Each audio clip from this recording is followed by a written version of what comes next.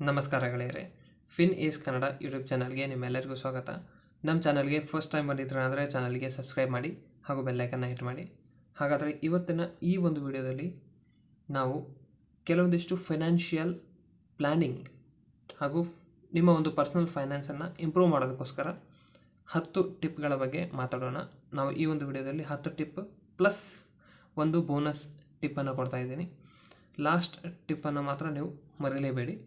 ವಿಡಿಯೋನ 2x ಸ್ಪೀಡ್ನಲ್ಲಿ ನೋಡಿ, ನಿಮಗೆ ಸಮಯವನ್ನು ಉಳಿಸಬೇಕು ಅಂತ ಇದ್ದರೆ, ಹಾಗೂ ನೀವು ಇನ್ನೂ ಇನ್ವೆಸ್ಟ್ಮೆಂಟನ್ನ ಶುರು ಮಾಡಿಲ್ಲ ಅಂದರೆ ಡಿಸ್ಕ್ರಿಪ್ಷನ್ ಬಾಕ್ಸ್ನಲ್ಲಿ ಲಿಂಕ್ ಇದೆ. ನೀವು ಅಲ್ಲಿಂದ ನೀವು ಡಿಮ್ಯಾಟ್ ಅಕೌಂಟನ್ನು ಓಪನ್ ಮಾಡ್ಬೋದು. ಅಲ್ಲಿಂದ ನೀವು ಇನ್ವೆಸ್ಟ್ಮೆಂಟ್ ಜರ್ನಿಯನ್ನು ಶುರು ಮಾಡ್ಬೋದು. ಹಾಗಾದರೆ ನಾವು ಇವತ್ತು essential tips for managing personal finances and excelling in financial planning ಅಂತ ನಾವು ChatGPTಗೆ ಕ್ವಶನ್ನ ಕೇಳಿದಾಗ ನಮಗೆ ಈ ಒಂದು ಟಿಪ್ಸ್ ಸಿಕ್ಕಿದ್ದಾವೆ. ಅದರ ಬಗ್ಗೆ ನಾವು ಇವತ್ತು ಡಿಸ್ಕಸ್ ಮಾಡೋಣ. ಇದರಲ್ಲಿ ಫಸ್ಟ್ ಟಿಪ್ ನಮಗೆ ಕೊಟ್ಟಿರುವಂಥದ್ದು ಕ್ರಿಯೇಟ್ ಎ ಬಜೆಟ್ ಅಂತ. ಬಜೆಟ್ ನೀವು ನ್ಯೂಸ್ನಲ್ಲಿ ಎಲ್ಲದರಲ್ಲಿ ನೋಡಿರ್ತೀರ. ಬಜೆಟ್ ಫೈನಾನ್ಸ್ ಮಿನಿಸ್ಟರ್ ಅವರು ಅನೌನ್ಸ್ ಮಾಡ್ತಾರೆ ಯಾವ ತರಹ ನಮ್ಮ ಒಂದು ಖರ್ಚು ಅಥವಾ ಉಳಿತಾಯ ಅಥವಾ ನಮ್ಮ ಒಂದು ಇನ್ವೆಸ್ಟ್ಮೆಂಟ್ ಯಾವ ಥರ ಇರಬೇಕು ಅನ್ನುವಂಥದ್ದು ಮುಂದಿನ ಒಂದು 5 ವರ್ಷಗಳಲ್ಲಿ ಅಥವಾ ಮುಂದಿನ 1 ವರ್ಷದಲ್ಲಿ ಫೈನಾನ್ಷಿಯಲ್ ಇಯರ್ನಲ್ಲಿ ಯಾವ ರೀತಿಯಾಗಿ ನಾವು ಹಣವನ್ನು ಮ್ಯಾನೇಜ್ ಮಾಡ್ತೀವಿ ಅನ್ನುವಂಥದ್ದನ್ನು ಅವರು ತಿಳಿಸ್ತಾರೆ. ಅದೇ ತರಹ ನಮ್ಮ ಒಂದು ಪರ್ಸ್ನಲ್ ಬಜೆಟ್ ಇಟ್ಕೊಳ್ಳೋದು ಸಹ ಬಹಳಷ್ಟು ಇಂಪಾರ್ಟೆಂಟ್ ಆಗುತ್ತೆ. ನಿಮ್ಮ ಒಂದು ಇನ್ಕಮ್ ಹಾಗೂ ಎಕ್ಸ್ಪೆನ್ಸಸ್ನ ನೀವು ಟ್ರ್ಯಾಕ್ ಮಾಡ್ತಾ ಇರಬೇಕಾಗುತ್ತೆ. ಇಲ್ಲದೇ ಇದ್ದರೆ ಅದು ಪೋಲ್ ಆಗುವಂಥ ಚಾನ್ಸಸ್ ಇರುತ್ತೆ. ಪೋಲ್ ಆಗೋದಂದರೆ ಎರೋಷನ್. ನಿಮಗೆ ಗೊತ್ತಿಲ್ಲದೆ ನೀವು ಬಹಳಷ್ಟು ವಿಷಯಗಳಲ್ಲಿ ನೀವು ಹಣವನ್ನು ವೇಸ್ಟ್ ಮಾಡ್ತಾ ಇರ್ತೀರಿ. ಅದ್ರ ಬಗ್ಗೆ ನಿಮಗೆ ಗೊತ್ತೇ ಇರೋದಿಲ್ಲ. ಆದ್ದರಿಂದ ನಿಮ್ಮ ಒಂದು ಇನ್ಕಮ್ ಹಾಗೂ ಎಕ್ಸ್ಪೆನ್ಸಸ್ನ ಟ್ರ್ಯಾಕ್ ಮಾಡ್ತಾ ಇರಬೇಕಾಗುತ್ತೆ. ಎಲ್ಲಿ ಎಷ್ಟು ನಿಮಗೆ ಇನ್ಕಮ್ ಎಷ್ಟು ಬರ್ತಾ ಇದೆ, ನೀವು ಯಾವ ವಿಷಯಗಳಲ್ಲಿ ನೀವು ಎಕ್ಸ್ಪೆನ್ಸ್ ಮಾಡ್ತಾ ಇದ್ದೀರಾ. ಎಕ್ಸ್ಪೆನ್ಸ್ ಅಂದರೆ ಖರ್ಚು, ಎಲ್ಲಿ ಖರ್ಚು ಮಾಡ್ತಾ ಇದ್ದೀರಾ ಅನ್ನುವಂಥದ್ರ ಬಗ್ಗೆ ನೀವು ಜರ್ನಲ್ ಮಾಡ್ಕೊಳ್ಬೇಕಾಗುತ್ತೆ. ಪ್ರತಿ ತಿಂಗಳಲ್ಲಿ ನೀವು ಗಳಿಸಿದಂತಹ ಒಂದು ಇನ್ಕಮ್ನಲ್ಲಿ ಸೇವಿಂಗ್ ಎಷ್ಟು ಮಾಡ್ತಾ ಇದ್ದೀರಾ, ಎಕ್ಸ್ಪೆನ್ಸಸ್ನಲ್ಲಿ ಯಾವ್ಯಾವ ಎಕ್ಸ್ಪೆನ್ಸಸ್ ಇದ್ದಾವೆ ಅವೆಲ್ಲವನ್ನು ನೀವು ನೋಡ್ಕೊಳ್ಬೇಕಾಗುತ್ತೆ. ನೀವು ಸ್ಪೆಂಡಿಂಗನ್ನು ಕೆಟಗರೈಸ್ ಮಾಡಿ, ಹಾಗೂ ಈ ಒಂದು ಕೆಟಗರಿ ಅಂದರೆ ಸ್ಪೆಂಡಿಂಗ್ನಲ್ಲಿ ನಾನು ಮೊದಲು ಹೇಳಿದಾಗೆ ಎಕ್ಸ್ಪೆನ್ಸಸ್ನಲ್ಲಿ ಕೆಲವೊಂದಿಷ್ಟು ಫಿಕ್ಸ್ ಎಕ್ಸ್ಪೆನ್ಸಸ್ ಇದ್ದೇ ಇರ್ತವೆ. ಇವುಗಳನ್ನು ನೀವು ಮಾಡಲೇಬೇಕಾಗುತ್ತೆ. ಇನ್ನು ಕೆಲವೊಂದಿಷ್ಟು ವೇರಿಯಬಲ್ ಎಕ್ಸ್ಪೆನ್ಸಸ್ ಅಂತ ಇರ್ತವೆ. ಫಿಕ್ಸ್ ಎಕ್ಸ್ಪೆನ್ಸಸ್ ಅಂತೂ ನಾವು ಏನು ಮಾಡೋದಕ್ಕೆ ಆಗೋದಿಲ್ಲ. ಅದು ಎಕ್ಸ್ಪೆನ್ಸ್ ಹೌಸ್ ರೆಂಟ್ ಆಗಿರ್ಬೋದು, ಎಲೆಕ್ಟ್ರಿಸಿಟಿ ಆಗಿರ್ಬೋದು, ನಿಮ್ಮ ಮೊಬೈಲ್ ರಿಚಾರ್ಜ್ ಆಗಿರ್ಬೋದು, ಅವು ಸಹ ಈಗ ಭಾಳಷ್ಟು ಕಾಸ್ಟ್ಲಿ ಆಗಿಬಿಟ್ಟಿದ್ದಾವೆ. ಈ ರೀತಿಯಾದಂಥ ಒಂದು ಫಿಕ್ಸ್ಡ್ ಎಕ್ಸ್ಪೆನ್ಸಸ್ ಅಂತೂ ನಾವು ಏನೂ ಮಾಡೋದಕ್ಕಾಗೋದಿಲ್ಲ. ಆದರೆ ನಾವು ವೇರಿಯಬಲ್ ಎಕ್ಸ್ಪೆನ್ಸಸ್ ಅಂತ ಏನು ಹೇಳಿದ್ವಿ, ನಾವು ನಿಮ್ಮ ಒಂದು ಫುಡ್ ಹ್ಯಾಬಿಟ್ ಆಗಿರ್ಬೋದು, ಫುಡ್ ಸ್ಟೈಲ್, ನೀವು ನಾರ್ಮಲಾಗಿ ಊಟ ಮಾಡುವಂತಹ ಅಥವಾ ಏನಂತೀವಿ ನ್ಯೂಟ್ರಿಷಿಯಸ್ನ ಬಿಟ್ಟು ಕೆಲವೊಂದಿಷ್ಟು ಜನ ಫ್ಯಾನ್ಸಿಯಾಗಿ ಜಂಕ್ ಫುಡ್ ತಿನ್ನೋದಕ್ಕೆ ಹೊರಗಡೆ ಹೋಗೋದು, ಪಿಜ್ಜಾ ತಿನ್ನೋದು, ಅಂತಹ ಒಂದು ವಿಷಯಗಳಲ್ಲಿ ಭಾಳಷ್ಟು ಖರ್ಚು ಮಾಡ್ತಾ ಇರ್ತಾರೆ. ಅದರ ಬಗ್ಗೆ ಅವರಿಗೆ ಅರಿವೇ ಇರುವುದಿಲ್ಲ. ಅದು ಅಲ್ಲದೆ ಅವರ ಒಂದು ಹೆಲ್ತನ್ನು ಸಹ ಅವರು ಡಿಟಿರಿಯರೇಟ್ ಮಾಡ್ತಾರೆ ಲಾಂಗ್ ಟರ್ಮ್ನಲ್ಲಿ. ಇದನ್ನು ಬಹಳಷ್ಟು ನೀವು ಗಮನವನ್ನು ಇಡಬೇಕಾಗುತ್ತೆ. Next, emergency fund. ಇದು ಸಹ ಬಹಳಷ್ಟು ಇಂಪಾರ್ಟೆಂಟ್ ಆಗಿರುವಂತಹ ಒಂದು ಫೈನಾನ್ಷಿಯಲ್ ಟಿಪ್. ಏಕಪ್ಪ ಅಂತಂದರೆ ಸಡನ್ನಾಗಿ ನಿಮ್ಮ ಒಂದು ಹೆಲ್ತ್ ಡಿಟಿರಿಯರೇಟ್ ಆಗ್ಬೋದು. ಇದು ಆಗಬಾರ್ದು ಅನ್ನೋಂಥದ್ದು ನಂದು ಸಹ ಆಶೆ. ಆದರೆ ಏನಾಗುತ್ತೆ, ಲೈಫ್ನಲ್ಲಿ ಬಹಳಷ್ಟು ಅನ್ಎಕ್ಸ್ಪೆಕ್ಟೆಡ್ ಟಾಪ್ಸ್ ಇಲ್ಲಿ ಬಂದೇ ಬರ್ತವೆ. ಆದ್ದರಿಂದ ಎಮರ್ಜೆನ್ಸಿ ಫಂಡ್ ಇಟ್ಟುಕೊಳ್ಳುವಂಥದ್ದು ಬಹಳಷ್ಟು ಇಂಪಾರ್ಟೆಂಟ್ ಆಗಿರುವಂತಹ ಒಂದು ವಿಷಯ. ಮೆಡಿಕಲ್ ಎಮರ್ಜೆನ್ಸಿಗೆ ಇಂತಹ ಒಂದು ಎಮರ್ಜೆನ್ಸಿ ಫಂಡ್ ಇಡುವುದು ಬಹಳಷ್ಟು ಇಂಪಾರ್ಟೆಂಟು. ನೀವು ಪ್ರತಿ ಮಂತಿನ ಒಂದು ಇನ್ಕಮ್ನಲ್ಲಿ ಸ್ವಲ್ಪ ಅಮೌಂಟನ್ನು ಎಮರ್ಜೆನ್ಸಿ ಫಂಡ್ ಆಗಿ ಇಡಬೇಕು. ಆ ಒಂದು ಫಂಡನ್ನು ನೀವು ಯಾವಾಗಲೂ ಟಚ್ ಮಾಡಬಾರ್ದು. ಕೇವಲ ಎಮರ್ಜೆನ್ಸಿ ಸಿಚುವೇಷನಲ್ಲಿ ಮಾತ್ರ ನೀವು ಇದನ್ನು ಉಪಯೋಗ ಮಾಡಬೇಕಾಗುತ್ತೆ. ಅದು ಐಡಿಯಲ್ ಆಗಿ 3 ರಿಂದ 6 ತಿಂಗಳವರೆಗಿನ ನಿಮ್ಮ ಒಂದು ಎಕ್ಸ್ಪೆನ್ಸ್ ಏನಿರ್ತೋ ಅಷ್ಟು ಕವರ್ ಮಾಡುವಷ್ಟು ಅಮೌಂಟನ್ನಾದರೂ ನೀವು ಎಮರ್ಜೆನ್ಸಿ ಫಂಡಲ್ಲಿ ಇಟ್ಟಿರಬೇಕಾಗುತ್ತೆ. ಇನ್ನು ಪೇ ಯುವರ್ ಸೆಲ್ಫ್ ಫಸ್ಟ್ ಅಂತ ಇದೆ.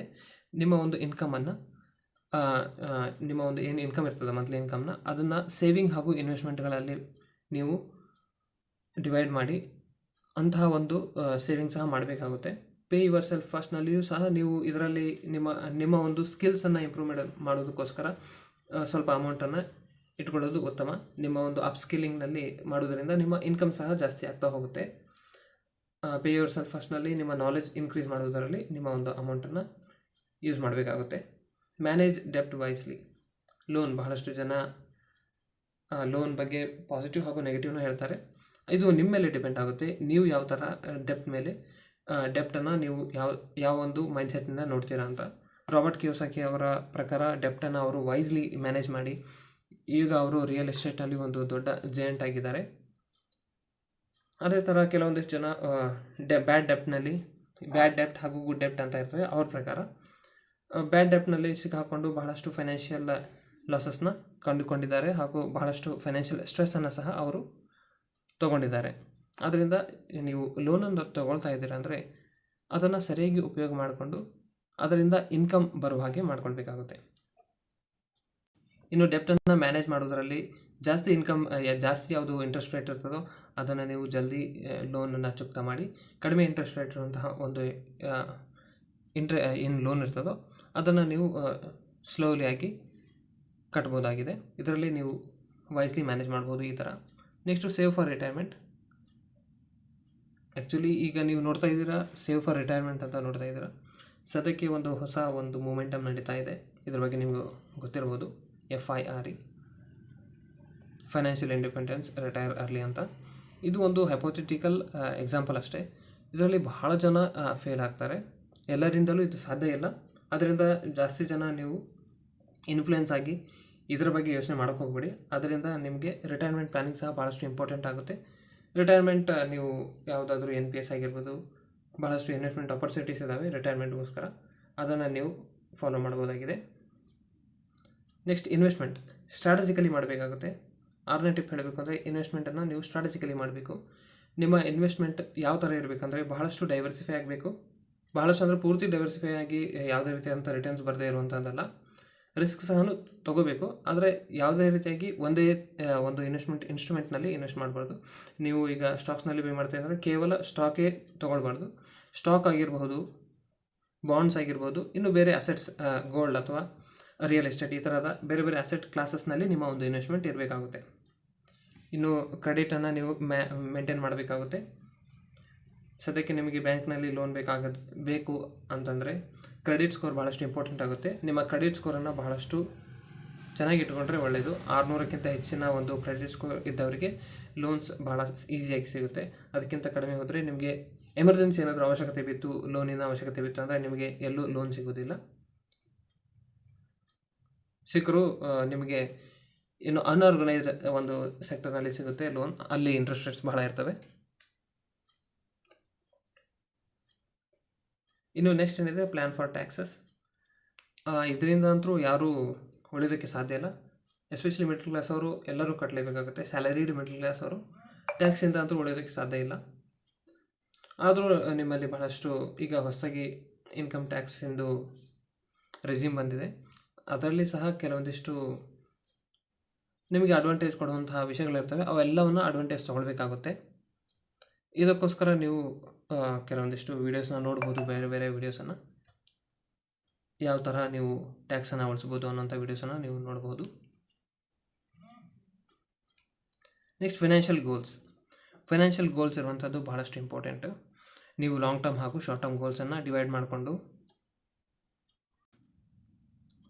ಮಾಡಿಕೊಂಡು ಆ ಒಂದು ಗೋಲ್ಸನ್ನು ಅಚೀವ್ ಮಾಡೋದಕ್ಕೋಸ್ಕರ ಯಾವ ತರಹದ ಒಂದು ಪ್ಲ್ಯಾನನ್ನು ಮಾಡ್ತೀರಾ ಅನ್ನೋಂಥದ್ದು ಭಾಳಷ್ಟು ಇಂಪಾರ್ಟೆಂಟು. ನೀವು ಲಾಂಗ್ ಟರ್ಮ್ ಗೋಲ್ಸ್ ಆಗಿ ಹೌಸ್ ಬೈ ಮಾಡೋದಾಗಿರ್ಬೋದು ಅಥವಾ ಕಟ್ಟೋದಾಗಿರ್ಬೋದು, ನಿಮ್ಮ ಎಜುಕೇಷನ್ ಆಗಿರ್ಬೋದು ಅಥವಾ ವೆಕೇಷನ್ಸ್ ಆಗಿರ್ಬೋದು, ಇವೆಲ್ಲವಕ್ಕೂ ಬೇರೆ ಬೇರೆ ಗೋಲ್ಸ್ ಇರಬೇಕು, ಬೇರೆ ಬೇರೆ ಪ್ಲ್ಯಾನ್ ಮಾಡಬೇಕಾಗುತ್ತೆ. ನಂತರ ನೀವು ಅದನ್ನು ಮಾಡ್ಬೋದು. Next review and adjust regularly. ನೀವೆಲ್ಲ ಪ್ಲ್ಯಾನ್ಸನ್ನು ಮಂತ್ಲಿ ಆಗಿರ್ಬೋದು, ಕ್ವಾರ್ಟರ್ಲಿ ಆಗಿರ್ಬೋದು, ಯಾವ ಥರ ನಿಮ್ಮ ಪ್ಲ್ಯಾನ್ ಕೆಲಸ ಮಾಡ್ತಾಯಿದೆ ಅನ್ನುವಂಥದ್ದನ್ನು ನೀವು ನೋಡ್ತಾ ಇರಬೇಕಾಗುತ್ತೆ. ಅಥವಾ ಯಾವ ಇನ್ವೆಸ್ಟ್ಮೆಂಟ್ ನಿಮ್ಮದು ಚೆನ್ನಾಗಿ ಕೆಲಸ ಮಾಡ್ತಾಯಿದೆ, ಚೆನ್ನಾಗಿ ಕೆಲಸ ಮಾಡ್ತಾ ಇಲ್ಲ, ಇದೆಲ್ಲವನ್ನು ನೋಡಬೇಕಾಗುತ್ತೆ. ಇದರಿಂದ ನಿಮಗೇನಾಗುತ್ತೆ, ಎಲ್ಲಿ ನಿಮಗೆ ಲಾಸಸ್ ಜಾಸ್ತಿ ಆಗ್ತಾ ಇರ್ತದೋ ಅಲ್ಲಿಂದ ನೀವು ಹೊರಗಡೆ ಬಂದು, ಎಲ್ಲಿ ನಿಮಗೆ ಜಾಸ್ತಿ ಪ್ರಾಫಿಟ್ ಆಗ್ತಾ ಇರ್ತದೋ ಅಲ್ಲಿಂದ ನೀವು ಇನ್ನೂ ಜಾಸ್ತಿ ಬೆನಿಫಿಟನ್ನು ತೊಗೊಳ್ಬೋದಾಗಿದೆ. ಇನ್ನು ಲಾಸ್ಟ್ ಟಿಪ್, ಇಲ್ಲಿವರೆಗೆ ನೋಡೋದಕ್ಕೋಸ್ಕರ ನಿಮಗೆ ಒಂದು ಬೋನಸ್ ಟಿಪ್ ಕೊಡ್ತಾಯಿದ್ದೀನಿ, 11ನೇ ಟಿಪ್. ನಾವು ಈ ಒಂದು ಟಿಪ್ಪನ್ನು ಆಲ್ರೆಡಿ ಹಳೆಯ ವಿಡಿಯೋದಲ್ಲಿ ಕವರ್ ಮಾಡಿದ್ದೀನಿ. ಟೈಮ್ ಬಹಳಷ್ಟು ಇಂಪಾರ್ಟೆಂಟ್ ಆಗಿರುವಂತಹ ಒಂದು ಅಸೆಟ್. ಈ ಒಂದು ಟೈಮನ್ನು ನೀವು ನಿಮಗೋಸ್ಕರ ಕೊಡಿ, ನಿಮ್ಮ ಒಂದು ಅಪ್ಸ್ಕಿಲ್ಲಿಂಗೋಸ್ಕರ ಕೊಡಿ. ಇನ್ನು ಈ ಒಂದು ರಿಯಲ್ ವರ್ಲ್ಡ್ನಲ್ಲಿ ಏನೇನು ಡೆವಲಪ್ಮೆಂಟ್ಸ್ ಆಗ್ತಾ ಇರ್ತಾವೋ ಅವೆಲ್ಲ ಡೆವಲಪ್ಮೆಂಟ್ಸ್ಗೆ ನಿಮ್ಮ ಟೈಮ್ ಬಹಳಷ್ಟು ಇಂಪಾರ್ಟೆಂಟು.